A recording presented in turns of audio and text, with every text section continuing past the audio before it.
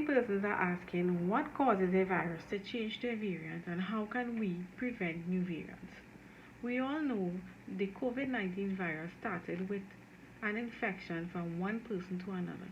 This infectious virus circulated within a population, spreading rapidly amongst persons as soon as they came in contact with an infected person or area, causing the spread to increase in statistics. Amidst this spreading, viruses constantly make changes through mutations in the human body. Then these mutations resulted into the new variants of the virus. Some of these variants disappeared, whereas some of the stronger ones persisted. Scientists are mainly concerned about the spike protein. That is the protein that makes changes to the virus because it is a part that enters into the human cells.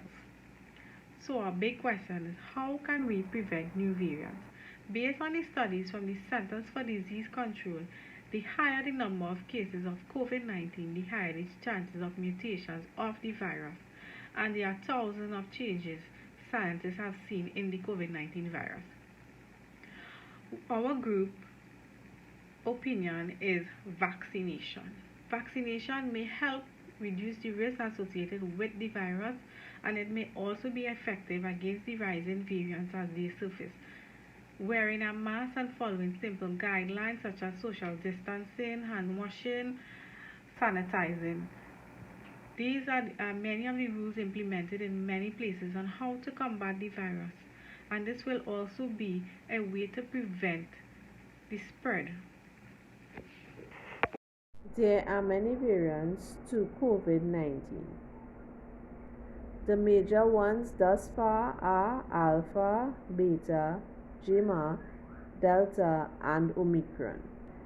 These cause great effects on individuals. A gene encodes a spike protein causing mutation. Alpha had 11 mutations and was first identified in the UK in September 2020. Delta had 10 mutations and was first identified in South Africa in May 2020. Gamma had 12 mutations and was first identified in Brazil in November 2020. Delta had 10 mutations and was first identified in India in 2020.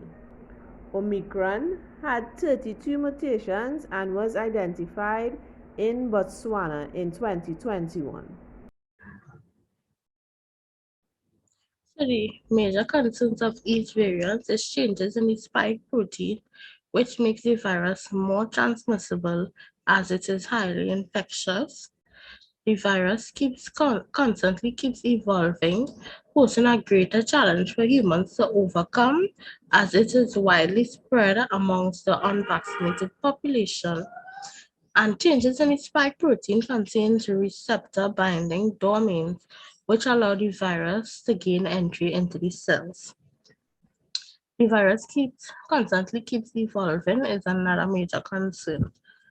Identifying the type of mutation in each variant, we have mutations in the spike protein, mutations in the N-terminal domain, and mutation in the N501Y. Everyone, Karen Martinez. So, are there differences in the signs and symptoms caused by each variant of the novel coronavirus? The answer is no. Each variant causes the same signs and symptoms. Okay, so these are the common signs and symptoms of the coronavirus, as we may know. But just to recap, the coronavirus can cause a person to develop a dry cough. They can have fever, chills, tiredness, headache, muscle pains, diarrhea, sore throat, shortness of breath, chest pain, runny nose, loss of taste or smell, and some may develop a skin rash.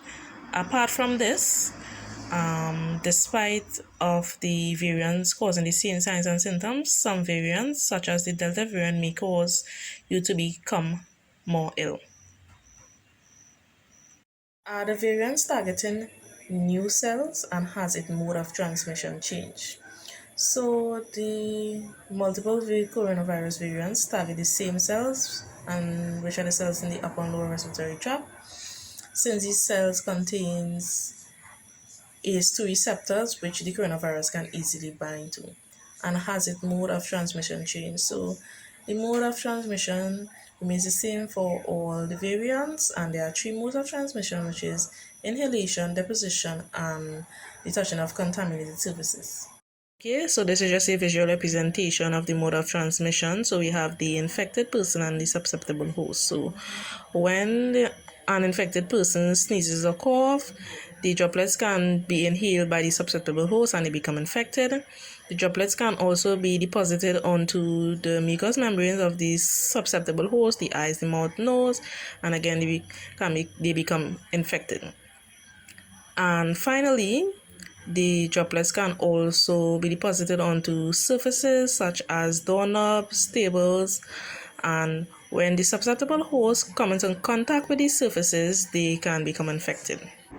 What is the impact of those variants on the effectiveness of the COVID-19 vaccine? Well, studies show high effectiveness of COVID-19 vaccines against the Alpha and other preceding variants. However, the continued emergence of new variants threaten the success of vaccination programs. The Delta variant is one of high concern because it has caused sharp rises in infections, and there are reduced effectiveness of infection with the Alpha and Delta variants after being fully vaccinated. Vaccinations have been 30 to 40% effective at preventing infections by the Omicron variant. People who are fully vaccinated with Pfizer and Moderna vaccinations showed reduced efficacy in neutralizing the Omicron variant. The Beta and Gamma variants have shown ineffectiveness against COVID-19 vaccines, which means that the vaccines actually do prevent infections from the Beta and Gamma variant. Another question was, did the COVID vaccine cause variants to develop? In very rare cases, vaccinations can cause mutations to arise and theoretically promote their spread. And this causes dangerous mutations. This can cause dangerous mutations to be created, especially where a virus can spread quickly and where its growth is unhindered. Why getting vaccinated matters. So the benefits of getting vaccinated are: 1, the COVID-19 vaccines are effective. 2, the COVID-19 vaccines are safe. 3, the COVID-19 vaccination is a safer way to help build protection regardless of whether you already had the COVID-19 or not. 4, fully vaccinated persons can start doing things more and resume to doing activities that they used to do before the pandemic. 5, vaccines continue to reduce a person's risk of contracting the virus that causes the COVID-19 and the Delta variant. 6, immunity after COVID-19 vaccination. 7, none of the COVID-19 vaccines can make you sick with the COVID-19 because none of the COVID-19 vaccines contain the live virus that causes COVID-19.